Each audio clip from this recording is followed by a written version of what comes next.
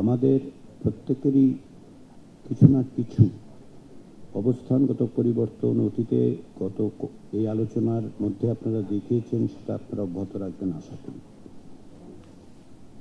কিন্তু সময়ের স্বল্পতা একটু বিবেচনা করুন, যাতে করে আমরা খুব দ্রুত জুলাই মাসের মধ্যেই একটা জাতীয় সনদ প্রণয়ন করতে পারি।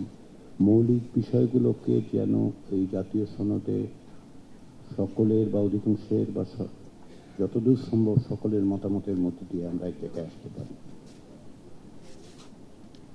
যেটা আমি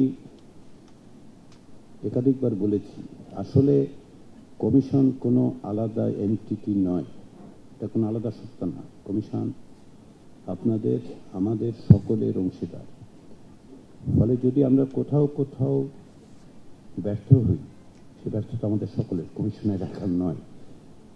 কমিশনের ব্যর্থতা যদি হয় তাহলে এটা সকলের মিলে ব্যর্থতা হবে। সেই জায়গায় আমাদেরকে বিবেচনা করতে হবে যে ব্যর্থ হওয়ার কোনো সুযোগ নেই। যে দায়িত্ব আমাদের উপর অর্পিত হয়েছে, সে দায়িত্ব রাজনৈতিক দল হিসেবে আপনাদের উপর আমরা তার অংশীদার হয়েছে মাত্র। কমিশন আপনাদের প্রচেষ্টার অংশীদার হয়েছে। কমিশনের আলাদা করে হিসেবে যুক্ত হয়েছে এই আলোচনায় তার নয়। কমিশনকে নিয়োগ করার পর থেকে আমরা চেষ্টা করছি আপনাদের সঙ্গে, আপনাদের প্রচেষ্টায় আমরা সহযোগী হিসেবে যেন ভূমিকা পালন করতে পারি, সেটাই হচ্ছে আমাদের চেষ্টা। ফলে আমাদের সকলে মিলেই সফল হতে হবে এবং সাফল্যের মাপকাঠি হচ্ছে আমরা একটা কাঠামোগত সংস্কারের ব্যাপারে একমত হতে পারছি কি পারছি না। এর কিছু কিছু জিনিস আমরা ইতিমধ্যেই একমত হয়েছি। কিছু বিষয়ে আপনারা প্রাথমিক পর্যায়ের আলোচনায় একমত হয়েছেন, আর কিছু নিষ্পত্তিহীন অবস্থায় আছে, এগুলো আমরা আলোচনা করব।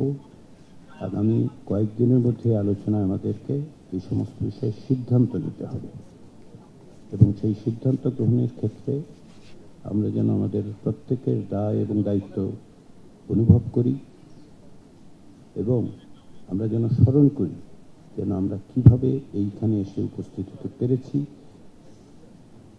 এই প্রক্রিয়ার মধ্যে কি প্রত্যাশা মানুষের এবং সেই প্রত্যাশা পূরণে আমরা প্রত্যেকেই কি ভূমিকা পালন করলাম। এটা আপনাদের প্রত্যেকের কাছে আমি আরেকবার স্মরণ করিয়ে দিয়ে অনুরোধ করেই আমি আমার বক্তব্য শেষ করছি।